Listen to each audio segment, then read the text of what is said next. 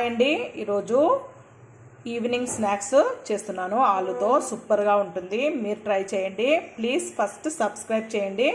ఇది వచ్చేసి ఆలుని ఈ విధంగా కట్ చేసుకోవాలి. కట్ చేసుకున్న తర్వాత వాటర్లో డిప్ చేయాలి. డిప్ చేసి అంటే అందులో ఒక స్పూను సాల్ట్ వేసుకొని ఒక 5 minutes అలాగే పెట్టేసేయాలి. ఇప్పుడు సాల్ట్ కొద్దిగా వేసుకొని ఒక 5 minutes నానబెట్టేద్దాము. ఇవన్నీ ఒక 5 minutes చాలు. నానబెట్టిన తర్వాత చూద్దాము. చాలా టేస్టీగా ఉంటుంది, మీరు ట్రై చేయండి ఇలాగే.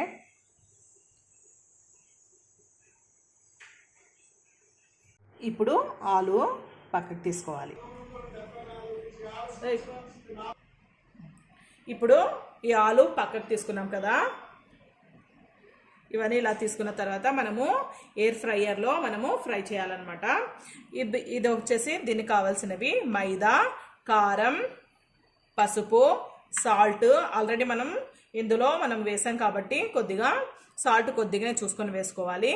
తర్వాత గరం మసాలా, అల్లం వెల్లుల్లి పేస్టు, కార్న్ఫ్లోరు, పెరుగు, కొద్దిగా లాస్ట్కి ఆయిల్ కలపాలన్నమాట. ఒక స్పూన్ అయితే చాలు.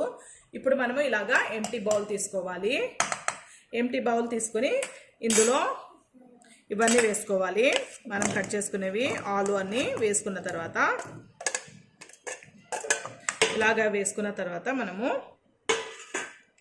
ఫస్ట్ అల్లం వెల్లుల్లి పేస్ట్ వేసుకోవాలి. అల్లం వెల్లుల్లి పేస్ట్, తర్వాత గరం మసాలా,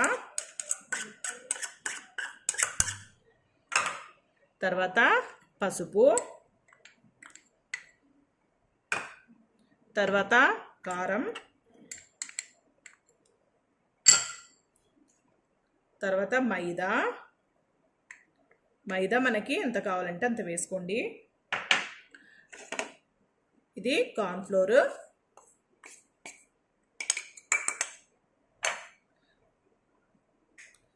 పెరుగు. చాలా టేస్టీగా ఉంటుంది, ఈవినింగ్ స్నాక్స్ సూపర్గా ఉంటుంది, మీరు ట్రై చేయండి. ప్లీజ్ సబ్స్క్రైబ్ చేయండి. సాల్ట్ తర్వాత చూసుకొని వేసుకుందాము.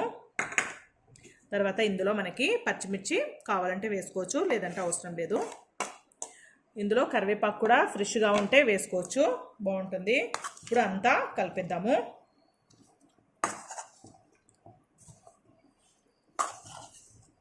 ఇలాగా అంతా కలిపేసుకోవాలి.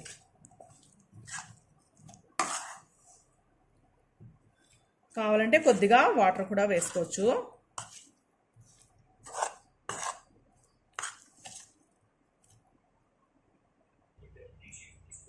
ఇప్పుడు 1 స్పూను ఆయిల్ వేద్దాము.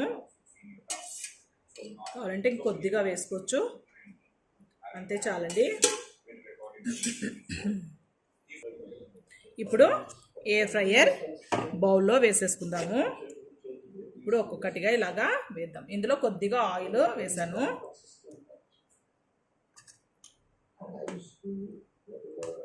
కొద్దిగా వాటర్ ఎక్కువైందండి, మీరు తక్కువగా వేసుకొని కలుపుకోండి. ఇందులో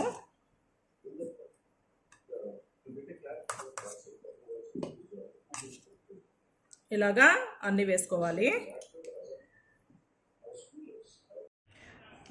ఇప్పుడు ఎయిర్ ఫ్రైయర్లో ఇలా రెడీ అయింది, సూపర్గా ఉంటుంది. ప్లీజ్ సబ్స్క్రైబ్ చేయండి, చాలా టేస్టీగా ఉంటుంది. ఇందులో వచ్చేసి టమాటో సాస్తో తింటే సూపర్గా ఉంది. నిమ్మకాయ, ఆనియన్స్ ఇలాగా వేసుకొని ఎంజాయ్ చేయండి. ప్లీజ్ సబ్స్క్రైబ్ చేయండి.